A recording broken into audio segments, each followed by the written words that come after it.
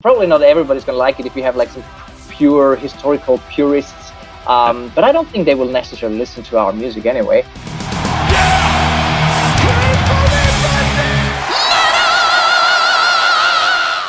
Hey everyone, welcome to the channel. I'm Belgian Jasper. If this is your first time on the channel, hit subscribe right now. With their new album, Dragony is rewriting history. Get ready for zombie princesses, cyberpunk kaisers, and much more. To talk about the new album, I sit down with singer Siegfried. The times are changing, the forcing my hand. This empire is now a divided land. Thank you so much for your time today. Name of the new album, Viribus Unitis, basically means, with united forces. The personal motto of Emperor Franz Joseph I of Austria-Hungary. It is a concept album, but it's a story with a twist. Tell me more about that. It sure is, and you're absolutely right. So Viribus Unitis, as you mentioned, it was the official motto of Emperor Franz Joseph, and we decided to take a little different spin on the whole story of the last Habsburg emperors of Austria, of Franz Joseph, his wife Elizabeth, because these characters, these persons, they are still very much, I would say, romanticized in the collective subconscious, if you will. They are super popular still, like these old empirical times. So there are a bunch of movies about Empress Elizabeth, like a trilogy of movies that are usually shown around Christmas time also. There are stage musicals about Elizabeth. There's a stage musical about Archduke Rudolph and his story.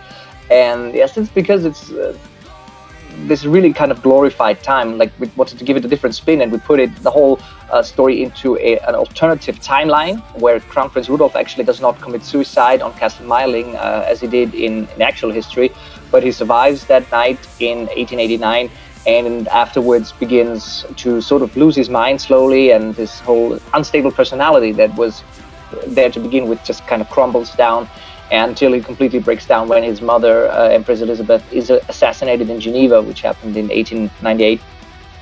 And then he begins dabbling in black magic and modern technology, gets involved with dark forces as well as people like Nikola Tesla, who he asks to return to Austria to help the Habsburgs, strengthen their army with his inventions.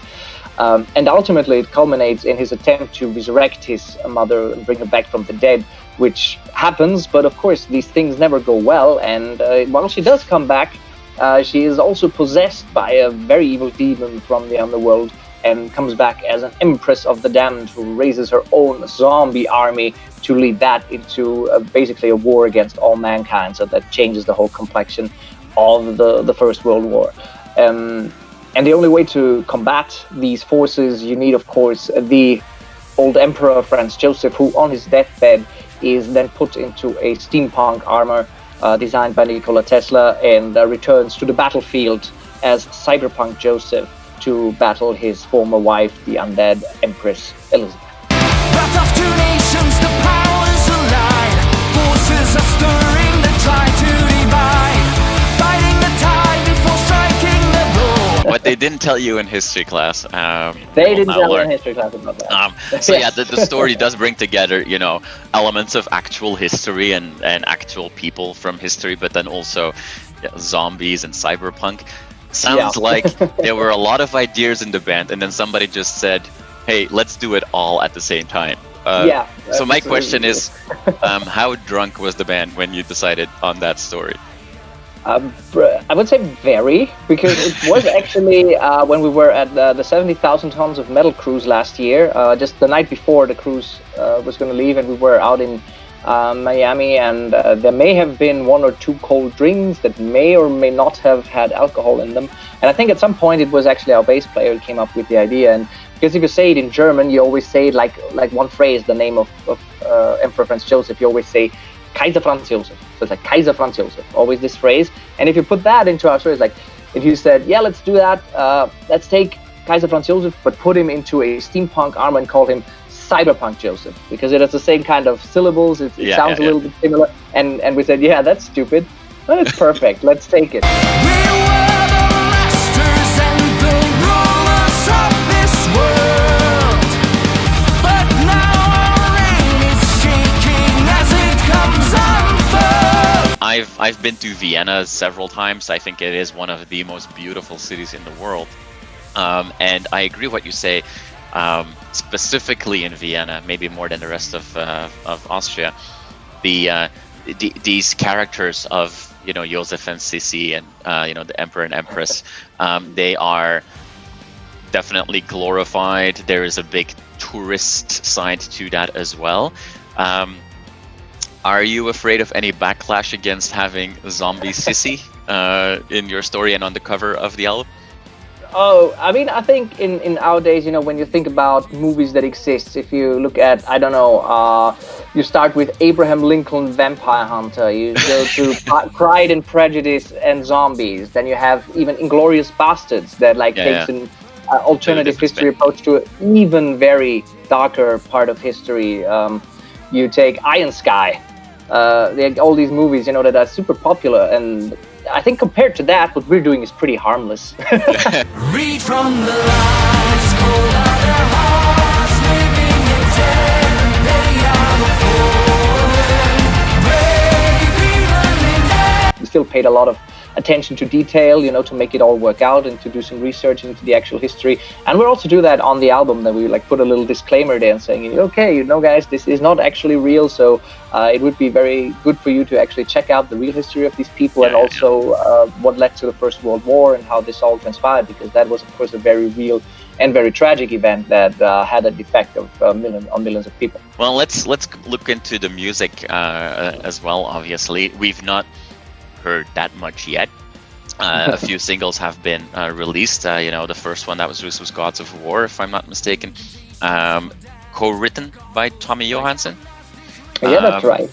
I don't think that there is a power metal band in the world anymore that Tommy has not collaborated with in the last few weeks and months. That's right. Probably the next distinction criterion that any band will have is whether there is Tommy in it or not, and that's just the two genres that will exist. It's Tommy music and non-Tommy music, and exactly.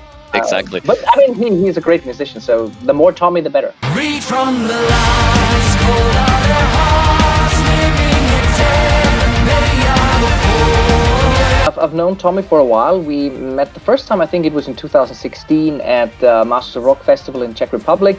We were introduced by a mutual friend. And he's just a super, super nice dude, and we got along pretty well, and kept in touch and saw each other again over the years at some festivals, even 70,000 Tons of Metal when I was there with Visions of Atlantis. So it's always been really cool hanging out with him, and he already contributed a guest solo on our previous album, Masters of the Multiverse. And so for this album, I was thinking about some guest songwriters to add a little bit of a different music touch and music texture to our album. And I remembered he had a project together with a songwriting partner of his, also from Sweden, Thomas Sweden. So they together had this project, Symphony of Tragedy. Mm-hmm. And they never really released any albums, but they released a few singles on Spotify and YouTube. And I really liked their songwriting style together. And so I reached out to those guys and asked them, listen, would you be interested in contributing maybe a song to our album? And luckily they had this one that ultimately would turn out to become a Gods of War already in the works. It was kind of half finished, and they were kind enough to let us use it. We finished it, I added the vocal line and lyrics, and then we recorded it, and luckily they were also happy with the result, and we liked it so much that it ended up the album opener and, as you know, the first single. Yeah. And you mentioned it. You said you met him when you were on 70,000 tons. 70 tons would be a small boat. 70,000 tons of metal cruise when you were with Visions of Atlantis. That leads me to another guest on the album. There's plenty of guests on this album. Michele, the current singer of Visions of Atlantis, together with Clemmy. Your successor in Visions of Atlantis. It's great to see that collaboration, because that also then we draw the conclusion that not only was that passing the torch in a somewhat amicable way, but that both your current band and I know that you were busy with Dragony before you even joined Visions of Atlantis, but that is still a very friendly relationship. Yeah, absolutely. I was actually the one who suggested Michele, because I came across him first time when we were going to be on tour together with him and Temperance and his other band. and I kind of really liked his voice there already, and I was already pretty sure that I was going to need to leave Visions of Atlantis because they were just like increasing their workload by a big factor, and just increasing the touring that I just could not keep up with, because I have like a normal 9-to-5 day job on the side as well that kind of pays my bills. And with just like 5 weeks of vacation every year, it's impossible for me to make that schedule that Visions of Atlantis are doing right now. And to me, it just wouldn't have made any sense to just still stay in a band, record albums, and then kind of miss half the live shows and need to have a replacement anyway.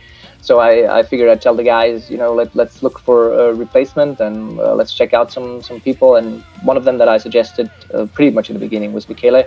And that worked out really well, and he was interested, and I think the work really paid off, and I really enjoy their last album, Wanderers. Turned out pretty great. And yeah, it was the same with him. So I also asked him. He also contributed one song as a guest songwriter, actually. The second track, "I Love You to Death," was written by him. And he and Alessia from Temperance, they recorded basically all the harmonic backing vocals for the album. So that was really, really nice.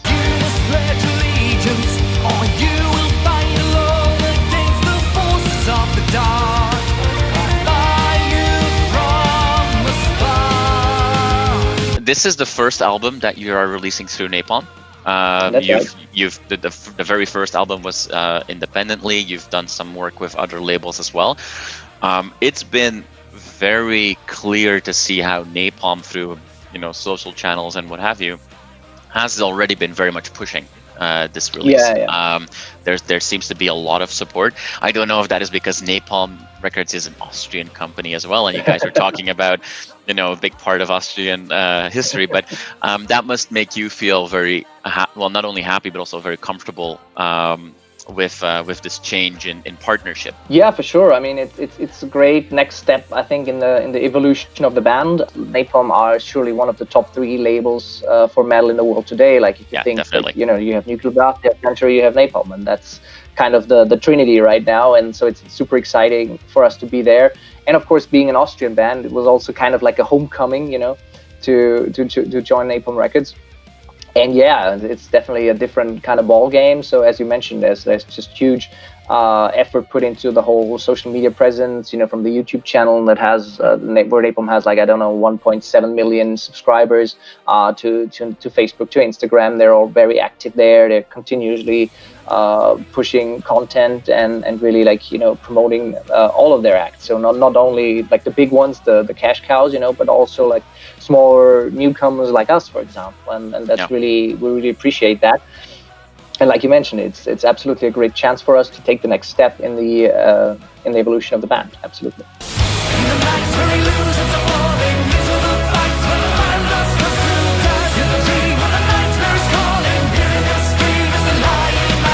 There's also going to be one last single out just before the release of the album. So 2 days before the album hits the stores, there will be the last single. Interesting. I think maybe I can spoil this. Which one it will be? It will be "Legends Never Die." Ooh, all right. Well, we'll look forward to that. Exclusive here. Great.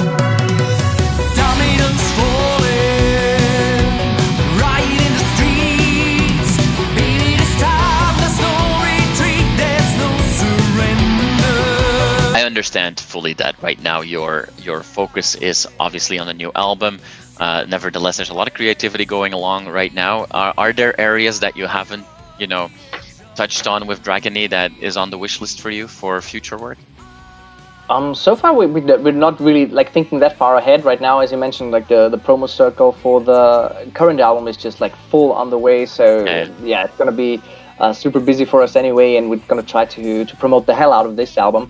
I mean, there are of course some ideas that we've been toying with, but I think since we're all kind of I would say pretty huge geeks and nerds in the band, which I guess we've already shown on the previous album, we might go more into this whole video game scene and gaming scene. I've also started streaming on Twitch earlier this year, playing some games which I really like and have been doing since I was a teenager or a kid.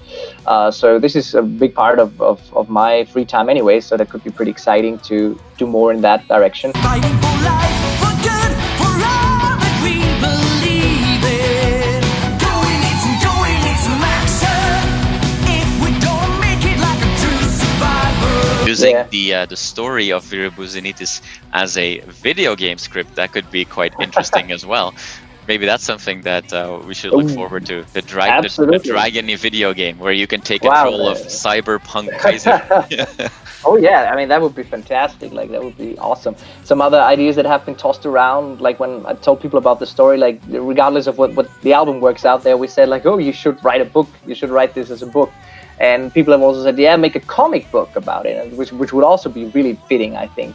I don't know if any of these kind of collaborations or projects are possible, because writing a book takes a lot of time that I just don't really have at the moment, unfortunately. Comic books equally so, and especially you need to be talented and actually be able to draw properly, which I can do even less than produce any sort of amount of free time right now. So not sure if any of this is realistic, but yeah, one can dream.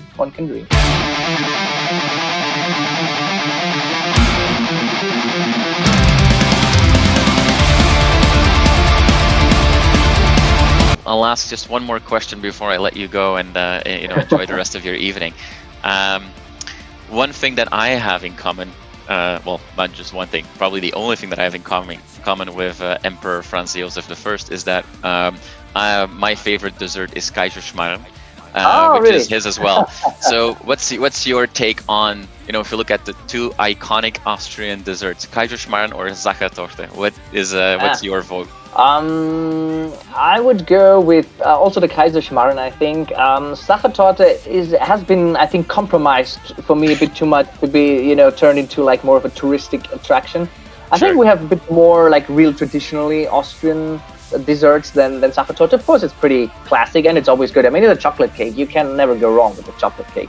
But Kaiserschmarrn, I think, is a little bit more like authentic. Let's put it that way. All right. The sun is setting on the glory of our reign. There is no running, our fate is only pain. Thank you so much for your time. Really appreciate it. And good luck with the rest of the launch cycle. Thank you, and thank you for your time as well. It's been a pleasure talking to you, and I hope you guys enjoy the album. Oh, I'm sure we will. If the album lives up to the story and the cover art that we've seen, then I think we're in safe hands.